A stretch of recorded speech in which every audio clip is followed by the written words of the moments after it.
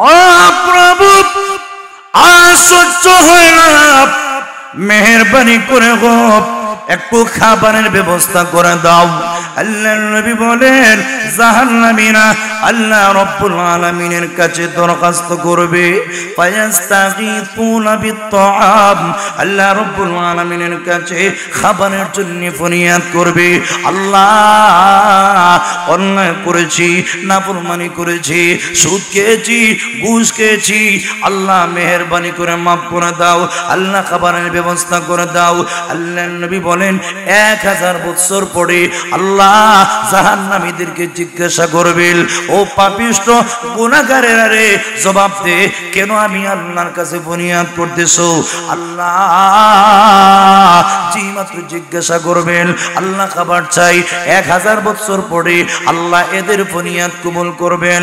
এদের ফরিয়াদ কবুল কইরা যে খাবারটা আল্লাহ এদেরকে দিবেন, নবী বলেন ফায়ুগাফুনা বিতআমিন মিন দারি, কণ্টকময় কাঁটাযুক্ত খাবার দিয়া জাহান্নামের ফরিয়াদ কবুল করা হবে। এমন খাবার যে খাবার খাইলে স্বাস্থ্যের দিক দিয়ে কোনো উন্নতি হবে না, কোনো মজাও লাগবে না। নবী কোরআনের আয়াত নকল করেছেন। আল্লাহর নবী বলেন এমন খাবার খেয়েছে লা ইউসমিনু ওয়ালা ইউগনি মিন জু, খাবার খাইলে মানুষের স্বাস্থ্যের দিক দিয়ে উন্নত হয়, খাবার খাইলে পেটের বুক দূর হয়। কিন্তু জাহান্নামীরা এমন খাবার খেয়েছে পেটের বুক দূর হবে দূরের কথা, কষ্ট আরো আগের চাইতে বহু গুণে বেড়ে গিয়েছে। তাই বলে আল্লাহ রাব্বুল আলামিনের কাছে দ্বিতীয়বার খাবারের জন্য ফরিয়াদ করবে, ফায়াস্তাগীতুনা বিত্তাআবি, আল্লাহ রাব্বুল আলামিনের কাছে দ্বিতীয় পর্যায়ে খাবারের জন্য ফরিয়াদ করবে, আল্লাহ খাবার চাই, খাবার চাই।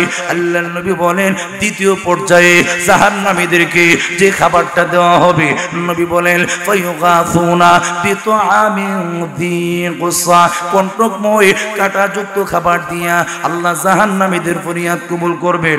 যে ফল দেওয়া হবে তার নাম হবে গাছ, তার নাম হবে জাক্কুম। জাক্কুম ওইটা আল্লাহ জাহান্নামের মধ্যে সৃষ্টি করেছেন, কোনো মজা নাই, কোনো রস নাই, কোনো আকর্ষণ নাই। নবী জাক্কুমের পরিচয় দিয়েছেন। ও আমার উম্মতেরা শুনো, লাউ আন্না কাতরাতাম মিনাজ জাক্কুমি কুতিরাত ফি দারিদ দুনিয়া লাফসাদাত আলা আহলিল আরদি মাআইশাহুম ফাকাইফা বিমা ইয়াকুনু তাআমুহু, জোরে বলেন না নাউজুবিল্লাহ। আল্লাহর নবী বিশ্বনবী রাহমাতুল লিল আলামিন বলেন জাহান্নামীদেরকে যে ফলটা খাবারের জন্য দেওয়া হবে তার নাম হবে জাক্কুম। ওই জাক্কুমটা কেমন ফল? নবী বলেন তার 1 ফোঁটা রস যদি দুনিয়ার জমিনে নিক্ষেপ করা হয়, উম্মতেরা রে, এটা এমন বিষাক্ত মারাত্মক ফল, 1 ফোঁটা রসের কারণে মানুষের খাবারের যত আয়োজন, হায়াওয়ান জানোয়ার পশু পক্ষীর খাবারের যত আয়োজন সব নষ্ট করে দিবে। কিয়ামত পর্যন্ত এই জমিনে লতা পাতা বলতে কিছুই জন্মিবে না। নবী আশ্চর্য হইয়া বলেন ফাকাইফা বিমা ইয়াকুনু তাআমুহু, জবাব দে রে আমার উম্মতেরা, ওই জাক্কুম নামক ফলটা যাদের খাবার হবে তাদের অবস্থা কি হবে? গলার মধ্যে আটকে যাবে। আল্লাহু আকবার। নবীজি এক হাতের আঙ্গুল আরেক হাতে এইভাবে ঢুকাইছেন। নবী ঢুকায়া বলেন এইভাবে গলার মধ্যে চতুর্দিক দিয়ে বের হয়ে যাবে। আল্লাহু আকবার। নিচের দিক দিয়েও যাওয়ার কোনো সিস্টেম নাই, উপরের দিক দিয়েও বের হবে না।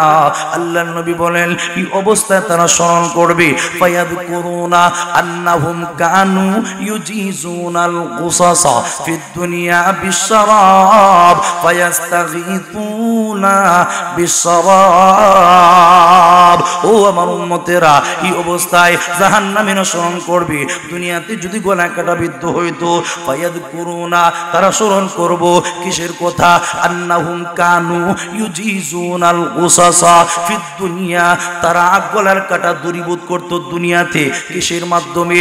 বিশরাবি, পানি পান করার মাধ্যমে। তাই বলে আল্লাহর কাছে ফরিয়াদ করবে, প্রভু গো দুনিয়াতে অন্যায় করেছি, আল্লাহ অন্যায়ের কারণে শাস্তি দিয়েছো, আল্লাহ খাবার দিয়েছো, আল্লাহ গলা আটকে গিয়েছে, আল্লাহ পানি পান করলে গলার কাটা দূর হয়ে যাইতো, আল্লাহ এমন খাবার দিয়েছো আল্লাহ উপরের দিক দিয়েও বের হচ্ছে না, নিচের দিক দিয়েও যাচ্ছে না, আল্লাহ মেহেরবানি করে একটু পানির ব্যবস্থা করে দাও। ফায়াস্তাগীতুনা বিশরাবি, আল্লাহ রাব্বুল আলামিনের কাছে পানির জন্য ফরিয়াদ করবে।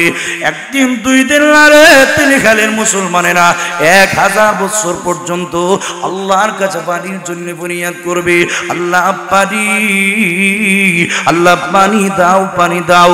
1000 বছর পরে আল্লাহ যে পানি এদের জন্য ব্যবস্থা করবেন, নবী বলেন ফায়ুরফাউ ইলাইহিম আল হামিমু, এদের সামনে আল্লাহর পক্ষ থেকে উঠে দেওয়া হবে গরম পানি।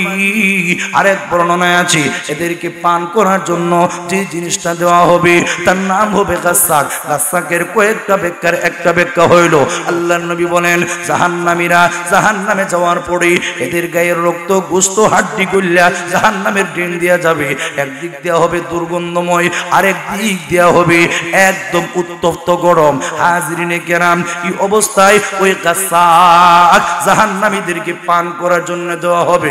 নবীজি গাসসাকের আরেকটা পরিচয় দিয়েছেন, লাউ আন্না দাওয়াম মিন গাসসাক ইহরাকু ফিদ দুনিয়া লান্তানা আহলুদ দুনিয়া, এক বালতি গাসসাক যদি দুনিয়ার জমিনে নিক্ষেপ করা হয়, হাবিবে কিবরিয়া বলেন লান্তানা আহলুদ দুনিয়া, দুনিয়ার মানুষেরা এক বালতি গাসসাকের কারণে দুর্গন্ধময় হইয়া যাইব।